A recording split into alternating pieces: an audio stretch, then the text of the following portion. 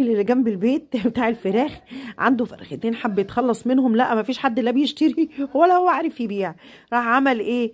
راح جاي اما قطع لك الفرختين اللي عنده دبابيس على فخاد على جوانح على بانيه كبد وقوانص، وقال لك يبيعهم بالقطاعي احسن. عمل عرض بقى، طبعا الكيلو عليه ربع كيلو هديه. عمل معايا 10 حتت دول ب 90 جنيه، حلوين مش وحشين.